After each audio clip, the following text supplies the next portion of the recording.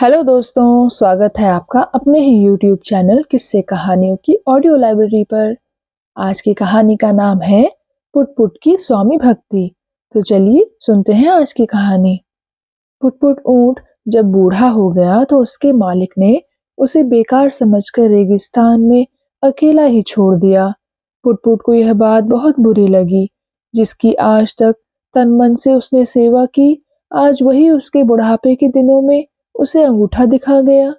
जब पुट-पुट के खेलने, घूमने के दिन थे, तभी से वह मालिक की सेवा में आ गया था और बड़ी निष्ठा से काम करता था। कभी भी उसने बीमारी का बहाना किया हो या बोझ ढोने में आनाकानी की हो, ऐसा नहीं हुआ था। माना कि अब उसमें पहले जैसी शक्ति नहीं रही थी, जब वह अपनी पीठ पर अपने मालिक और सामान को लादकर तपते रेगिस्तान में लंबी-लंबी यात्राएं करता था। मगर इसका मतलब यह तो नहीं कि मालिक का उसके प्रति कोई फर्ज ही ना बनता हो। अंत में अपने भाग्य का ही दोष मानकर पुट-पुट ने नया आश्रय स्थल खोजना शुरू कर दिया।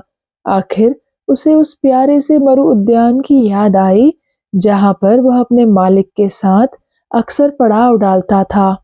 मालिक के घर से पश्चिम की ओर जाते समय रास्ते में पड़ने वाली यह एक मनोरम सी जगह थी, जहां पर हरी-हरी घास थी, खजूर के पेड़ों का साया था, बबूल के दरख्त थे और सुंदर सा एक सोता था।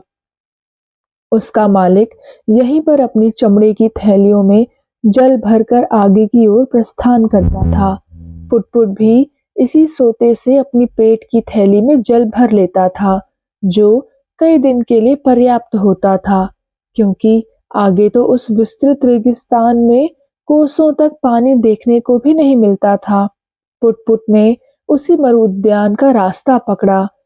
3 दिन की यात्रा के बाद आखिर वह वहां पहुंच ही गया।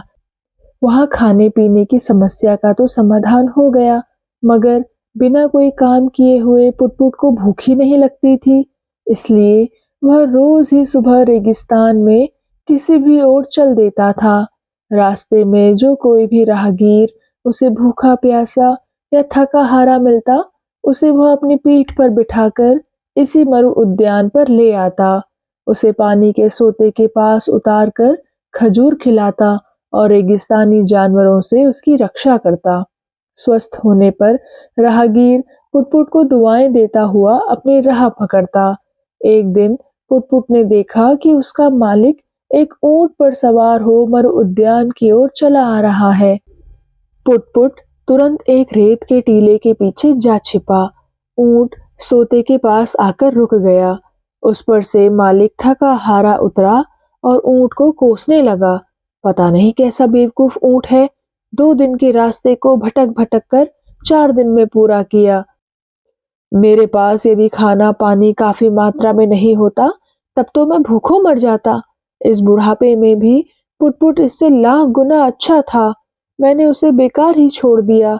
पता नहीं बेचारा कहाँ भटक रहा होगा। यह सुनकर पुट-पुट की आंखों में आंसू आ गए।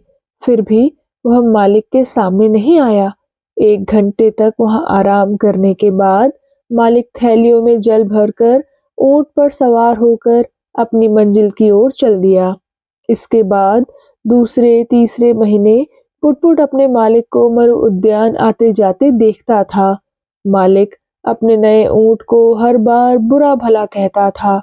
मालिक की बातों से ही पुट-पुट को पता लगा कि नए ऊंट की शैतानियां दिन ब दिन बढ़ती जा रही थी और एक दिन तो उसने मालिक को अपनी पीठ पर से नीचे ही गिरा दिया था।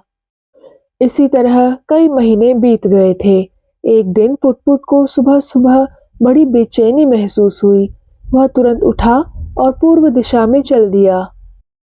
अभी थोड़ी दूर ही गया था कि उसने देखा उसका मालिक घायल अवस्था में रेत पर पड़ा करहा रहा है।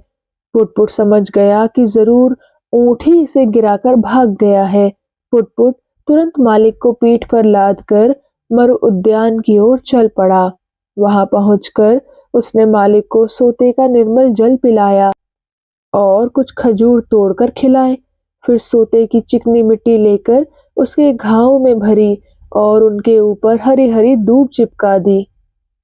फिर उसने आर्द्र स्वर में मालिक से पूछा, मालिक, आपका यह हाल कैसे हो गया?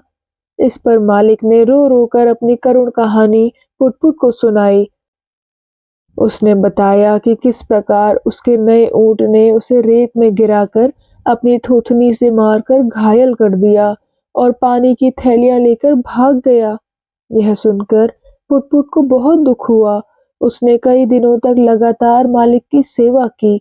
मालिक जब पूर्णतया स्वस्थ हो गया तो पुट-पुट ने विनम्रता पूर्वक कहा, मालिक, यदि आप कहें तो मैं आपको आपके घर तक छोड़ दूं। यहाँ से आपके घर तक पहुँचने का और कोई साधन भी तो नहीं है। मालिक ने पुट-पुट की बात सुनकर उसे गले लगा लिया और कहा, मैंने तुम्हें छोड़कर बहुत बड़ी गलती की थी। आज तुमने मेरे जीवन की रक्षा की है।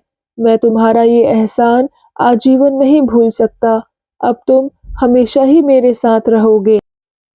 अब पुट-पुट मालिक को पीठ पर बिठाकर धीरे-धीरे उसके घर की ओर चल दिया। उसके गालों पर खुशी के आंसू ढलक रहे थे। तो दोस्तों, कैसी लगी आपको ये कहानी और आपने इस कहानी से क्या सीखा? कृपया कमेंट सेक्शन में आकर ज़रूर बताइएगा। और हाँ, अगर आपने अभी तक इस चैनल को सब्सक्राइब नहीं किया है, तो कृपया सब्सक्राइब भी ज़रूर कर लीजिएगा। मैं मिलूंगी आपसे ऐसी ही किसी और कहानी के साथ। तब तक के लिए धन्यवाद।